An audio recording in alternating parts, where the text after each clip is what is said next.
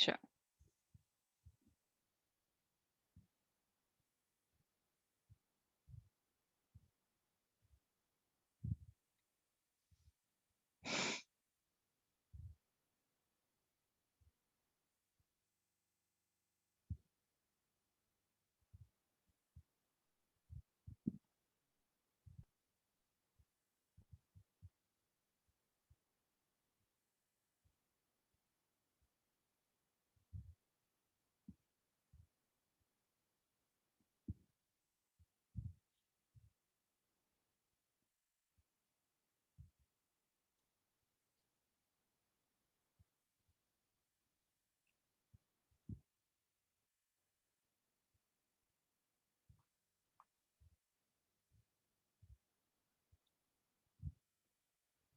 Okay, I think I'll just go right ahead and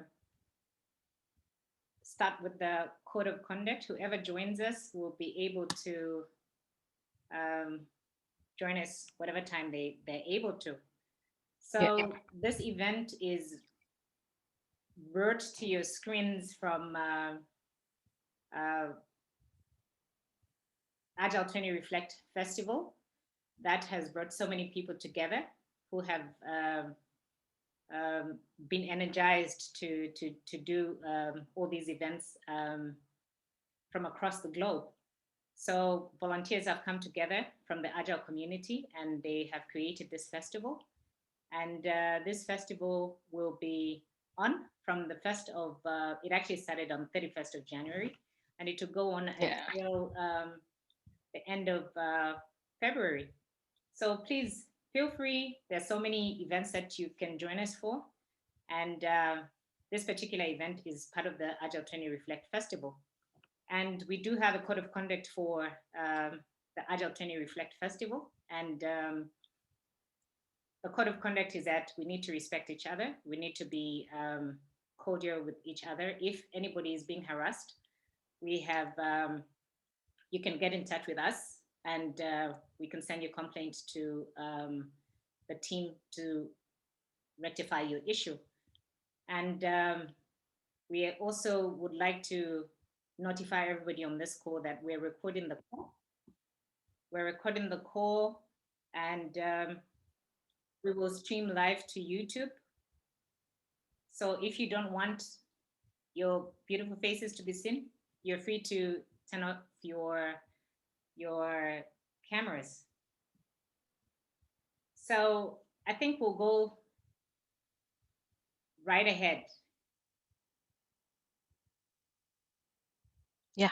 We'll go right ahead and we can start. I think we're 5 minutes over and we can go right ahead. So, like I said, this festival has happened because we're celebrating the 20 years of the Agile Festival. So it's actually a celebration. Feel free, feel relaxed, ask as many questions as you want. And my guest, Nagini Chandramouli, who's coming in from India, will be able to address your questions. So this event has brought a lot of people together and that are energized towards progress. And there's so much distress, emotional distress because of COVID. We have grief, distress, people are stressed, and so forth. So this topic has actually come at the right time. And Nagini, how does the power of emotional intelligence actually apply to all these situations? And actually, what is emotional intelligence? Thanks, Shumanya. Actually, before jumping into the topic today, I just wanted to give a declaration or kind of thing that I'm not going to too deep into the emotional intelligence part of it. We will see what really is emotional intelligence and how, with some kind of finesse and assessments, are kind of driving the teams through these exercises, you can have a good impact or productivity on your agile teams. Before going into that, let me give you a glimpse of what is my background. So I come with a 24 years of experience in IT, and I have been into a lot of roles, starting from 24 by 7 support and to a lot of other kind of roles. Just to give you a glance, it's like 11 roles, 9 companies, and today I'm an enterprise agile coach in one of a bank. Um, I have done lot of agile for the last 11 years, but I started doing the certifications around 4 years back. My LinkedIn profile is there on the screen. Anybody wants to connect, you can do the connection over the LinkedIn. And I have got the mobile number and my Gmail also flashed on this screen. So the question you have for what is emotional intelligence is like, this is the ability for any individual to identify our own emotions and those of others. So why do we really need that? It's like, you have to understand your own emotions to self motivate yourself, and also to monitor our emotions when we are interacting with others. And also we have a kind of 4 quadrants when we have to deal with emotions. One is understanding our own emotions, using our emotions, managing our emotions, like controlling our emotions, and perceiving others emotions. When you are talking to somebody, either it is in an agile team or a personal life, you have to understand what the emotion behind anybody's speech. So the ability to identify my own emotions and those of others is nothing but emotional intelligence. And it is very important for us to monitor our emotions, also the people around us. Because when you put yourself into a conversation, you have to be having that mutual conversation with anybody. It's not like a one time, one day, or a one way conversation with anybody. To do that, we need to understand where the person is coming from, what would be the emotion behind why he is expressing something.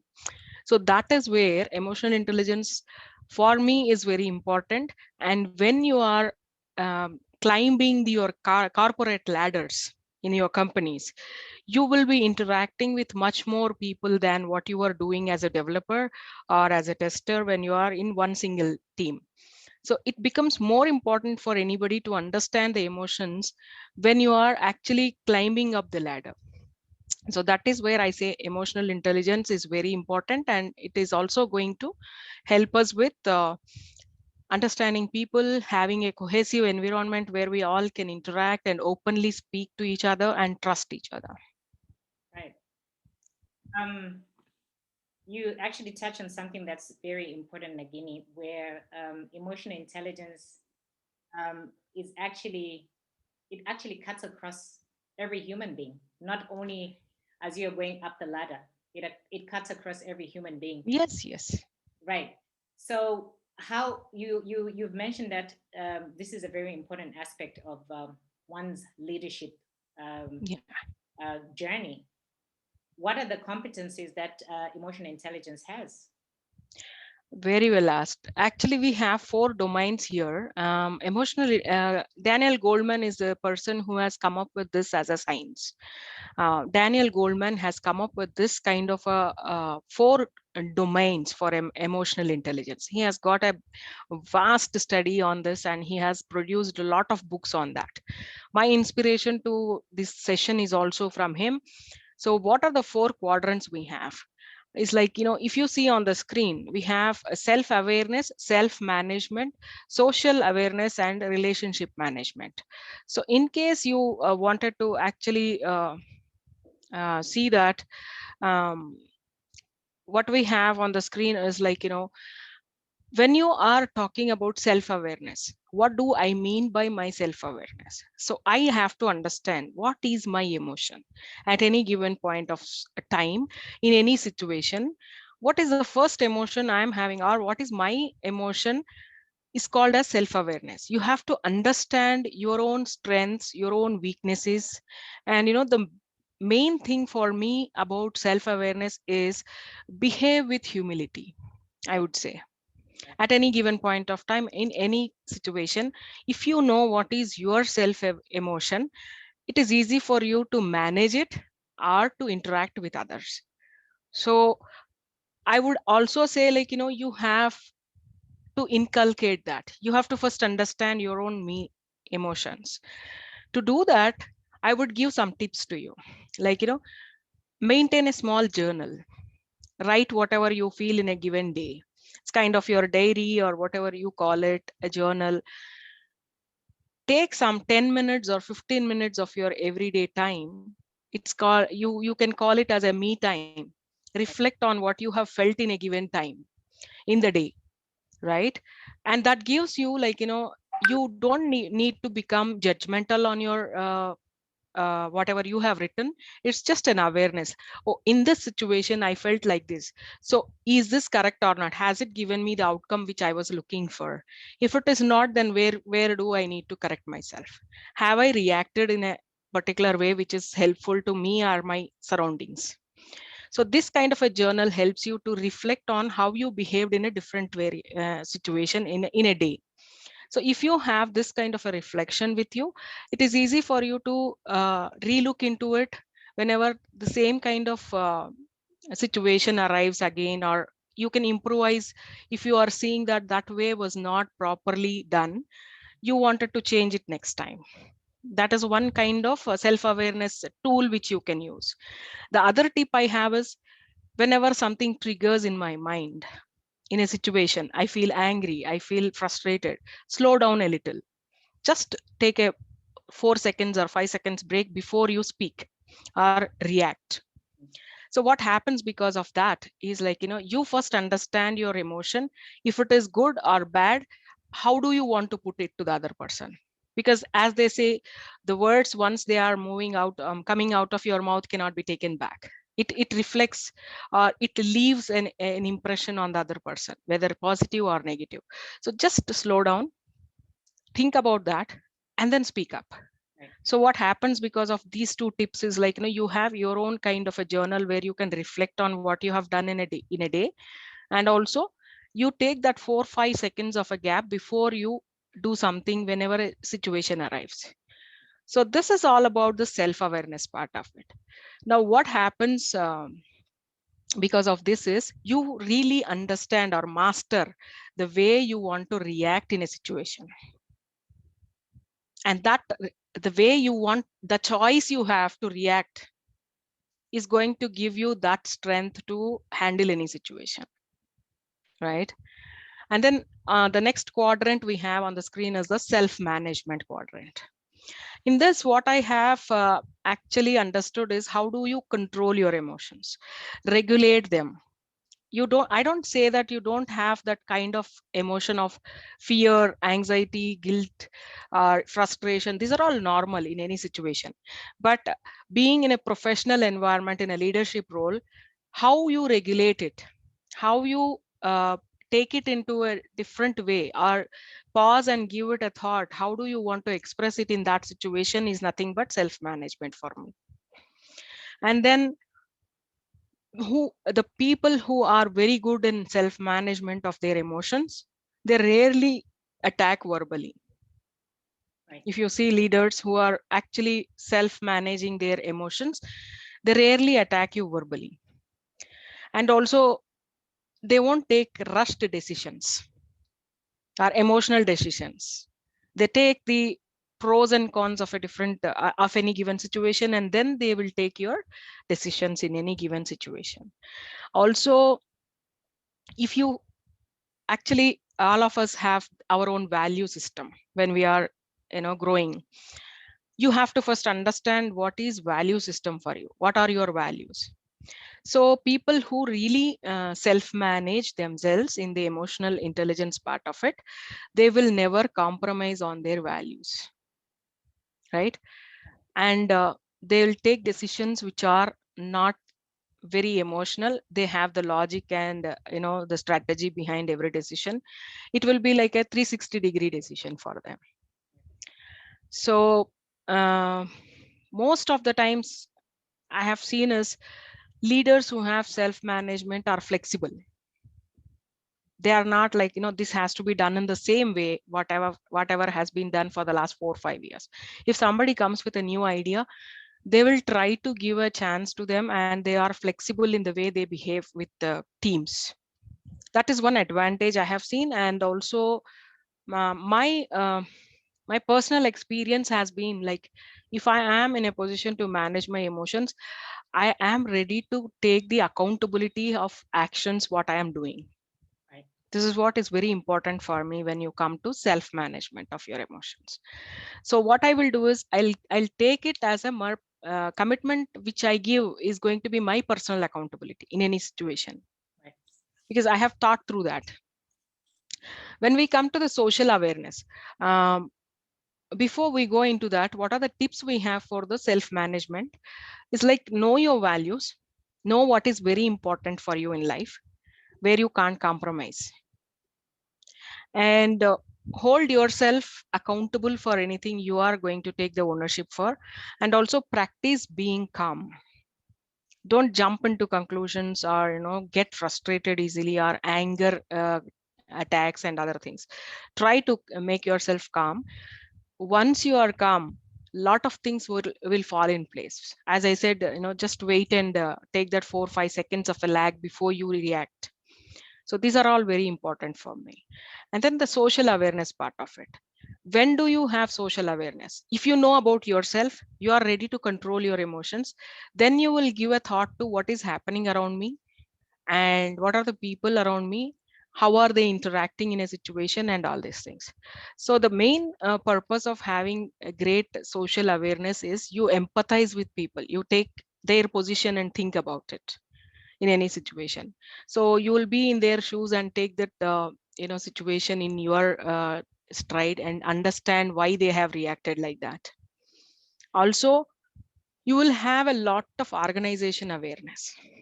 What is happening in which part of the organization, who is influential here, where can we have this kind of a help, and all these things are very important when you are growing in your organizations. And the networking and the interpersonal skills you build in an organization are all because of your social awareness. If you compare somebody who is well known in an organization, the difference between you and the other person is always like, they are more socially aware of themselves.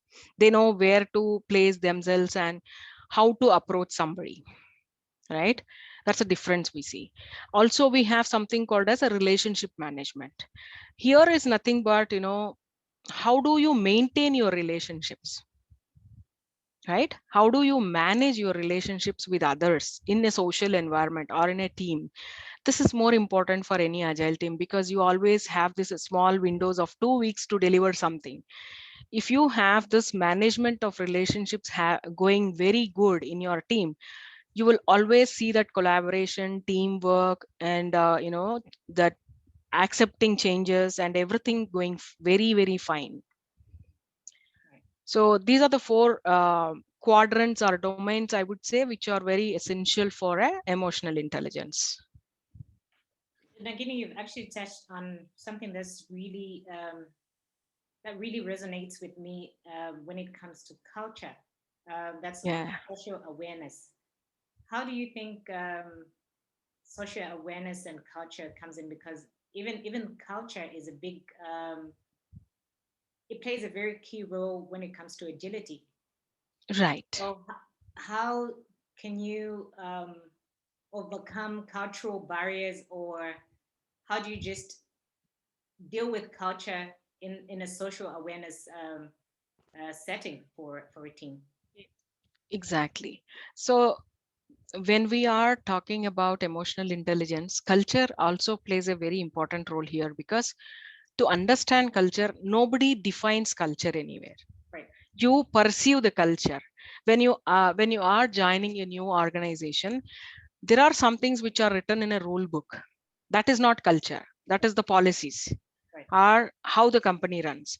But when you actually join a team or an organization, just perceiving the way people are behaving or how the work is running in the company, you will slowly understand the culture of an organization. Culture is something which is felt or perceived by your own judgment. And when you are trying to do that, if you are self aware and you can manage your kind of emotional intelligence, it's easy for you to take an unbiased perception of what is the culture of the organization. You won't go into that kind of a biasing, like, this happens here, that happens there and all. You'll just understand the untold rules of the organization. Like, in some organizations you will see that, the hierarchy is followed. Right. In some organizations it is a flat hierarchy, they say. Right. So you don't need to really knock on somebody's door, or take a permission to go and talk to them. In some organizations it's just like an open office, everybody can talk to anybody anytime, provided they are free. So these are the things which are very important. When you have this kind of a conflict about organization culture, you are understanding it on the first day, 3 days, 5 days of your organization joining in. One thing is observation. Right. Just give a lot of time to hear, listen to people saying, and observe how work is happening, what is working fine, what is not working fine. In your previous organization, maybe, just a small banter in a meeting might not be a bad thing. But in some organization, if you are not following the code of conduct in a meeting, they may take it very serious, right? It depends on the rapport you build with the colleagues, Right. and also the leadership, how the leader wants everybody to uh, be in the organization also influences the culture in some way. Maybe Nagini, you can also touch on, because of the setting that we're in right now, most of the teams are working remotely. So Yeah, how does the relationship? How do you manage relationship in a remote setting? I would say empathy is the best thing. Right. Whenever you see something is not happening, or somebody wanted not to have their video on for some reason, Right. don't take it as an offense. Try to understand why would be the reason. Put yourself in their shoes. Pay attention to the body language when you are talking to the other person over a video. Are they open? Are they not open? Are they stressed? Are they happy? What is the feeling of the person on the video? It may not be like, very evident when you are on a video as you are in one on one, but then there are some body language cues which you can take from them.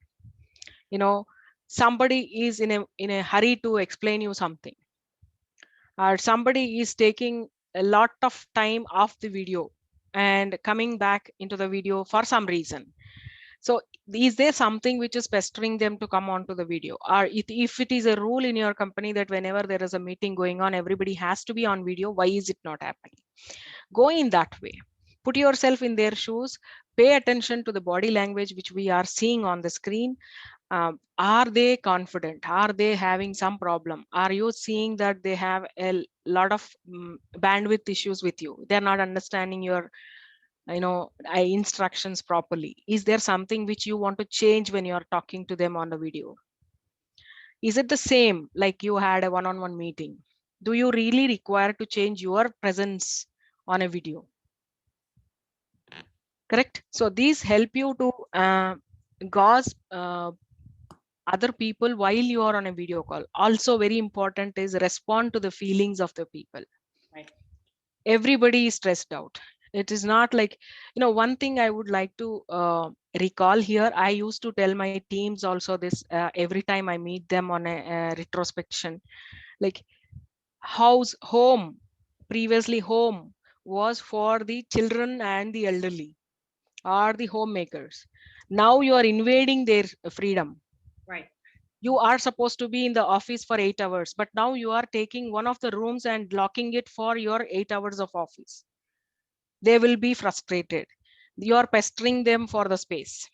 Right. And all of us doesn't have the luxury of providing a private room for people who are working online. Right. So take these things, respond to the feelings of the people. You may see somebody coming from your back when you are in a video call, because that's a space you have. You Right. may have a dog barking. It is their space. You are going and invading their space. Why are you going and complaining about it? Right. So give some leverage to these kind of nuances when you are in the video calls. Also bandwidth issues.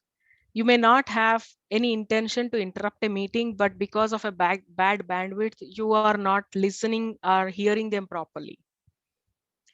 Don't hesitate, ask them 1 or 2 times, get the answers. If you are not satisfied, ask them to chat with you so that you can see what is written there. Right. Sometimes we can't hear them, Right. or sometimes we can't pursue what they are saying. So these are some of the tips and tricks I have, which I still follow with my teams, because it's difficult to manage virtual meetings so long, more than 40 minutes, 1 hour. Right. Maybe we can look at the next section. Is there a particular formula that you can use for emotional intelligence? I know, I know. This is a very important thing which I wanted to tell you. Before that, Daniel Goleman, what he has done is he took a scientific, research why people react in such a way, and he says there is something called as a amygdala, which is called as the small brain in human beings. So very small part of your brain. He coined this hijack as a word. Mhm. So what he says is any strong emotional reaction, and it will have a rapid onset of the things which are happening after that. Once it is done, you feel like, why did I do like that? I might have not done like this. You know, so this is a coined word by Daniel Goleman. What he says is, if you let go of that 1 second or 2 seconds, like I said, slow down, you might react in a different way in the same situation. Right. So there is something scientifically called as amygdala hijack. He made it as a coin word. So what he did is, he says your amygdala is hijacked because of the emotions or the situation. If a person who has a very less IQ or EQ, emotional quotient, Mhm. he is subjected to this amygdala hijack more than anybody else, right? So what he did is, there is a form. Everybody needs a scientific reasoning, and to remember it, you need a formula. Like we are tuned to that kind of a study from childhood. Anything you have a formula, you will understand and you will remember it for some time. So what did he do is E plus R equal to O. Can you guess what is E, R, and O here? Emotion, We action. Yeah, Right. emotion plus reaction is equal to outcome. Right. So if you see this figure, we have seen elephants, right? Mhm. Controlled by a human being. Actually speaking, the strength of an elephant and the human being are uncomparable. If elephant want to trash you, it is a second's time for it. Right. But then you are going to control the elephant. Being so tiny in front of it, still elephant is going to obey your orders, because it is trained that way from the childhood. So it always feels like, I am controllable by a person. It doesn't actually know the truth or reality. So what they say is, your emotions are like elephants, Right. and the human, which is represented in that diagram, is like, what your reaction is towards that. So if these two are in sync, outcome is always good. Like elephant is normally going and doing all the things told by the human being. Just imagine the other side of it. If the elephant understands this person is not a match to me and I don't need to obey to him, you know what is the outcome of it. Yeah. So until and unless your reactions are in your control, emotions can be managed, and the outcomes can be whatever you wanted to them to be.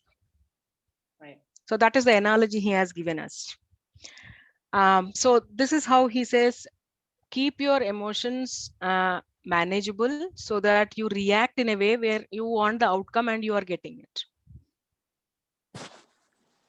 Do we have how does emotional intelligence impact teams in an agile environment?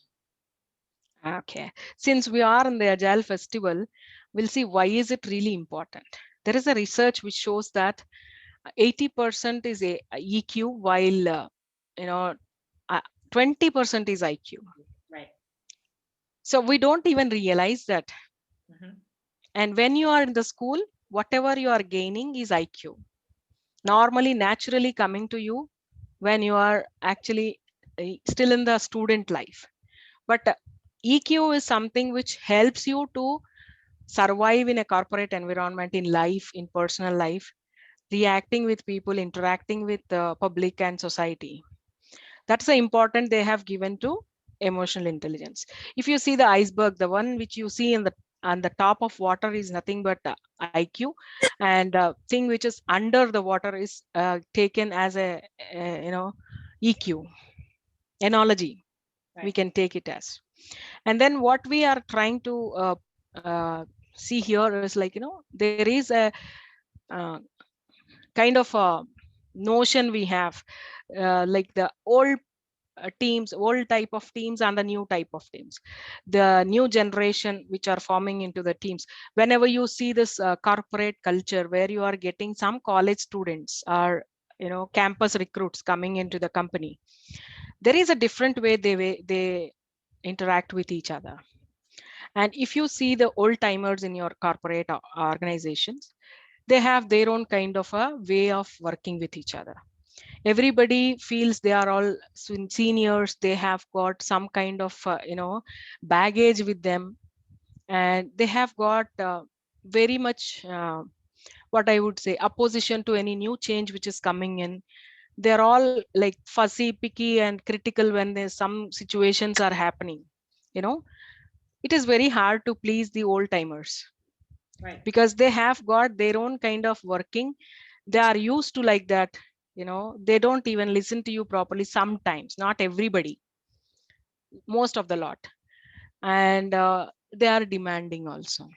When you come to the newcomers or people who really are high performers, we can say, they motivate each other. If Right. you see the campus grads in an organization, the new teams which are forming from that, they are ready to help each other. They don't even wait for somebody asking them. If they know something, it is known to everybody in that batch. One person knows it, everybody gets that information. And they are very critical about the way they work or even giving feedback to the other people. They are ready to take the feedback as well. They don't say, why are you giving me feedback? They are ready to take it and try to come out of that whatever they have received in the feedback. Also, they won't feel like uh, emotions must be controlled. They know they have emotions, but they manage them properly to the extent possible. So these things increase their confidence. The way they speak to each other and the cooperation and collaboration which we speak about in agile teams is very much more when we see these new gen people. We may see that they are easygoing and all these things from the outside, but the way they work and the way they propagate knowledge among themselves is very, very impressive. Right. So that's what I feel is very important when you are having an agile team. I would say the impact of an agile, if you see the first diagram, what do you see that? Togetherness, collaboration. Correct. So they are all like, collaborative. That means one team, feeling of one team. Right. And what is this giving you a picture? The second picture, what can you see? Everybody is different, but everybody has their own opinion and open to each other, and suggestions, ideas are flowing up, Right. and nobody is keeping quiet. Right. So they trust each other, they are open. If you see this, the third picture, what do you see? Everybody is having a negative feeling in their face. Yes. One is frustrated, one is shouting, one is unhappy, one is scolding. So these are all something which is not a positive thing, right? And this is nothing but blame game. This is you, this is you. Right. So if you see the first two diagrams, the pictures, it says that the team has a cohesive environment. They're all gelling together and they have a great emotional quotient. They Right. understand how to react with each other. They understand how to be open. They can trust each other. When you see last two pictures, it is like still they have to grow in their emotional quotient. They are not really aware of others you know emotions there. So if we have increasing emotional intelligence, it is going to increase the understanding before the people, right? And also you can actually see more compassion and empathy between the teams. You can see that if if somebody says that they have a problem, everybody jumps and helps them, and they have stronger relationships among each other. You see the sometimes we feel like uh, we see that everybody stands for other person in this team, and you feel like the team always have that kind of collaboration. They stand up for other people in the team. So that strong relationship and rapport is built when you have this emotional intelligence at the peak. And if you try to tell something about a feedback, they are ready to accept that criticism, right? And they have a controlled behavior. You won't see somebody shouting at somebody if you have that kind of empathy and rapport in a team. And you don't see negative interactions. Usually I remember this kind of situations when we go for a retrospective, right? Right. So what happens, what went well, what doesn't go well, what do you want to improve? These are the questions you ask as a agile coach or a scrum master. First thing is all negatives. This didn't go well, this person didn't work properly. So if you have this emotional intelligence intact with the people, they won't come in that way. They would say the situation might have been different if we did this like this. Right. So that is the difference what I wanted to bring out. So these are the impacts of having great emotional intelligence in the team. Nagini, from experience, there's always that sour apple in the Yeah, in the team. How, yeah. how do you manage um, those people that are resistant, and they deter the efforts of the whole team, and they keep dragging? So that is where I have told the management of relationships very important. The fourth quadrant of emotional intelligence. What you need to do is, that is a conflict you have in the team. Right. That only that person is not actually behaving properly. So there must be something there which is not going well with that person. Since I am in a coaching role, I would say I would go with a one-on-one coaching with him. Understand why is he reacting in that way. Try to, what we do usually, I do in my teams is like, I take up this kind of assessments. Any assessment which can tell me how is this person reacting in a different situation, or a 360-degree survey, like what is he thinking about himself and what the other team members are thinking about him. So I won't exhibit this to everybody in the team, not necessarily. Right. I will take that to that person, sit with him one on one, scientifically say that this is what is your analysis giving me. Do you want any help in that? Right. Right? Do you want the team to help you with this? Because sometimes what happens is a very senior person is not cooperating because he feels like, his seniority has gone to a dog and everybody is equal in this team. He's not considered as an SME anymore. So these kind of insecurities come into their mind. So what we do in this kind of, as a coach, what I do in this type is like, we say that it is not like that. There is nothing like a insecurity in an agile team. You are all equal. That doesn't say that your SME, being your SME is going out of the way. People still look at you if something is really required, because the domain knowledge, functional knowledge, or technical knowledge you have is very, very important to the team. These kind of one-on-one sessions help them to understand, also come out with those insecurities and take it up in a positive state. Once what happened is I tried all these things, it doesn't work. Right. Now what I did is I have taken a person who's very, very junior, and I have tagged him to the senior person, that this is person whom you have to mentor. Now this is all your game. Right. So this person felt like, I have got something to achieve or show my SME power. So he started interacting with this junior and both of them were benefited at the end. Right. Some small things like that will help. We can make them feel very great and tell them that you are going to inspire the team with your knowledge. So that also helps sometimes. Is So there a for way? some kind of a fun, what we have done is, we know there are 12 principles of Agile. Right. I have tried, I mean, we as a team of coaches have tried to come up with some kind of fun way of matching them with the principles of Agile and any emotional qualities we have, right? If you see this, so what we did is, the first one, we have put this as, first is satisfying the customer. That means, sorry, that means you are actually empathizing with the customer. Here, listen to them, understand their problem statements, and try to give them the solutions. As a PO, you need this very much. You have to understand you are going to be the person representing the customer with the teams.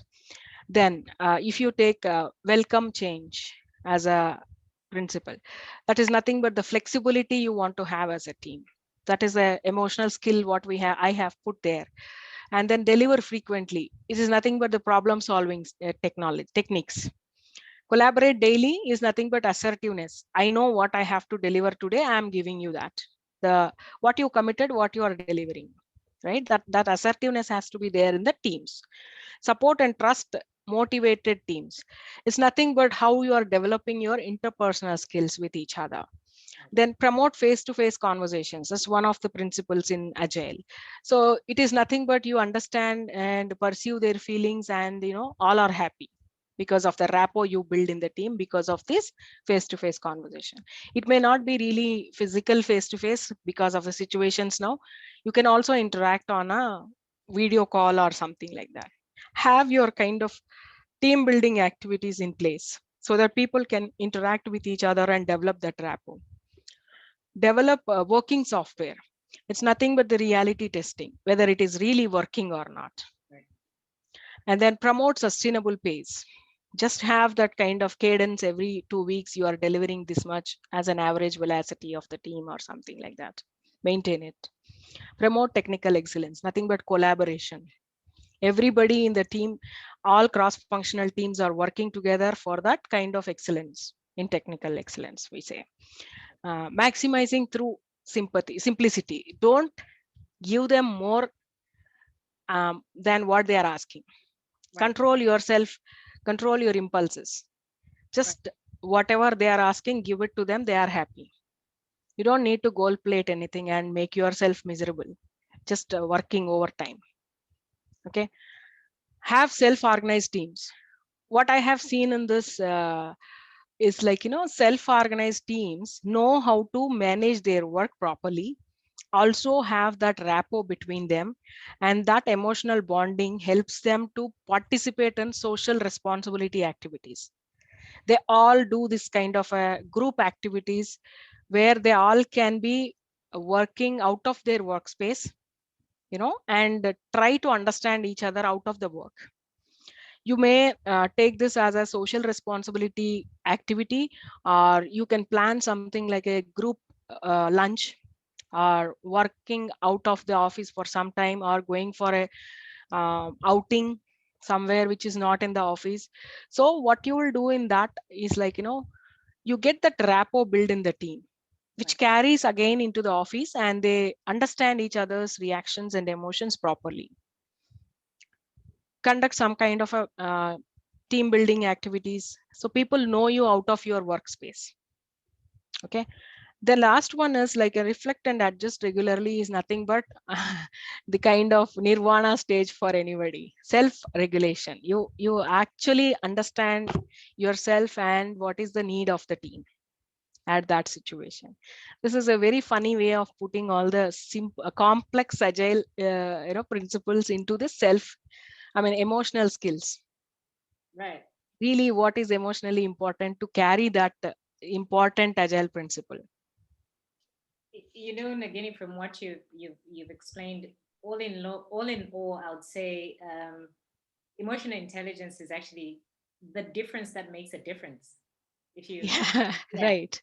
it's a difference that makes a difference. If you have that emotional intelligence, then you would definitely drive a higher productivity in teams and overall in the organization. Yeah. Without that emotional intelligence, you're definitely lacking somewhere. So I would like to know, is there a way that agile teams can access emotional intelligence?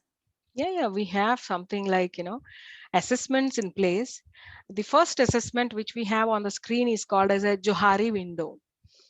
This is something which is actually a kind of an assessment where you try to do your own assessment and also ask your teams to do that for you, Right, like how they are going to assess you.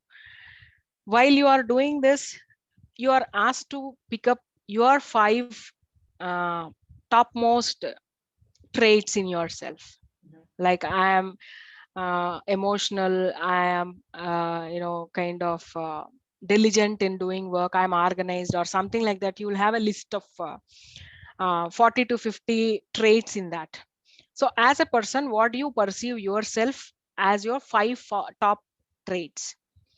And you would also choose your team members or your managers or one down, anybody to take that on behalf of you, so that they will assess you what are your five top strengths or traits. What happens because of that is, like, there are four windows they have described in this.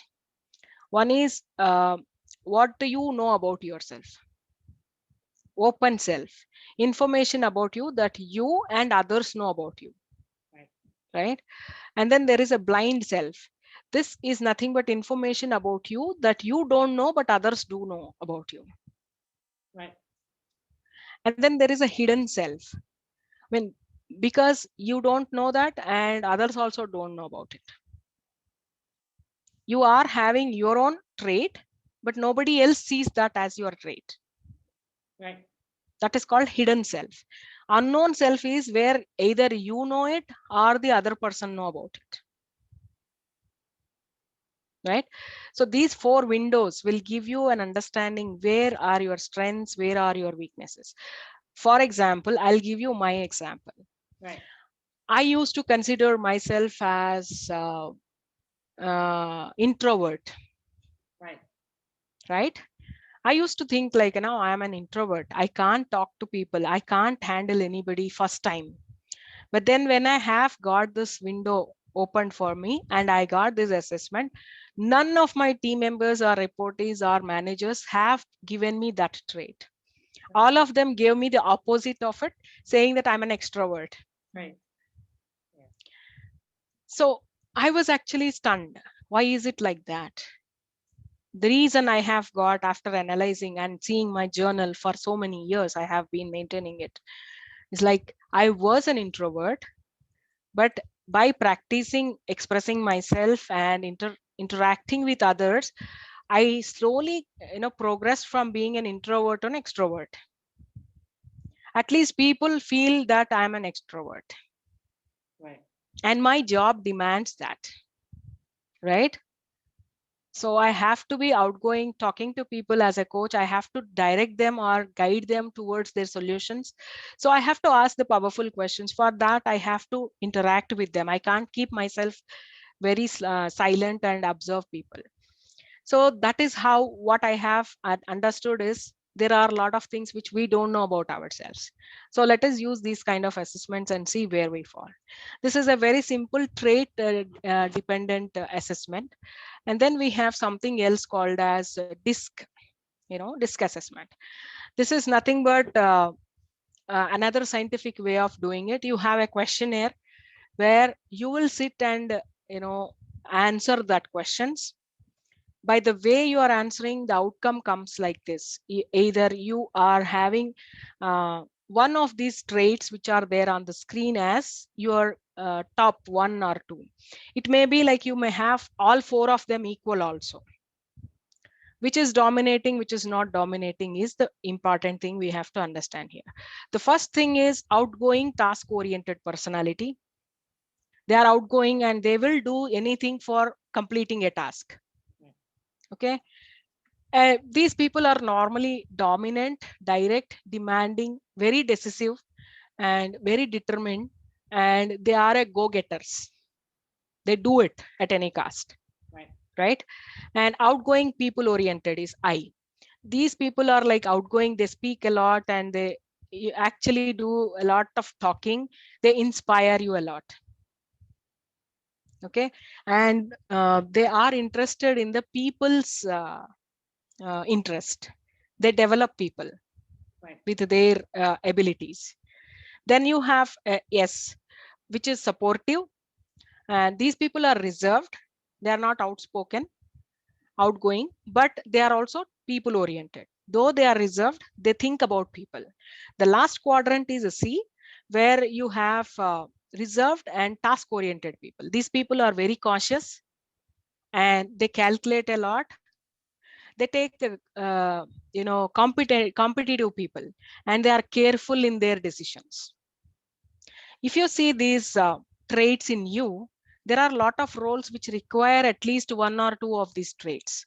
So if you are in a particular role and you know that this is your trait, you can understand easily whether it suits the role you are doing or you need to change anything out of it. Okay.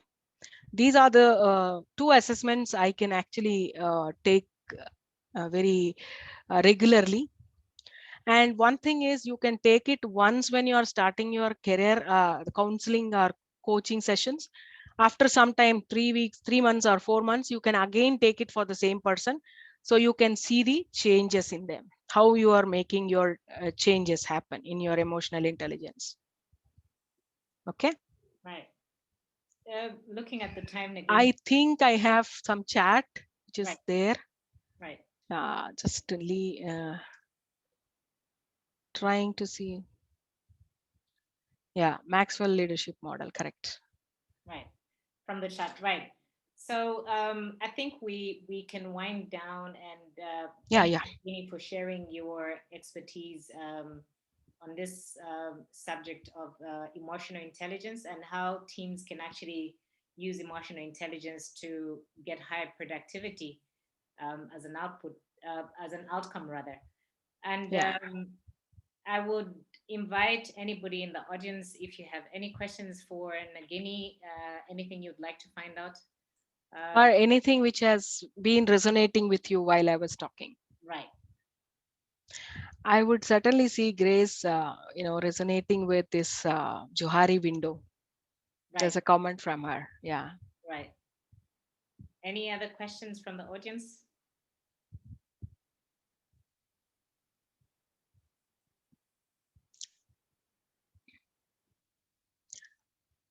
I don't think there are some Thank you, thank you, questions. thank you, Maro. We're happy to be a part of the bigger community, sharing knowledge across the globe, and not only sharing knowledge, but also learning, because all learning has a base. And we're lucky to be a part of the Agile 20 Reflect Festival. So let's keep attending the different events. There's so many events that people can attend. And Thank you, Maro. yeah, Thank thank you, you. Nagini. And thank you, everybody, for attending. We actually have a couple more events today. So go to the calendar, the event calendar, look at the different events, and please join us. Thank you so much, Nagini. And thank you, everybody, for coming. Thank you.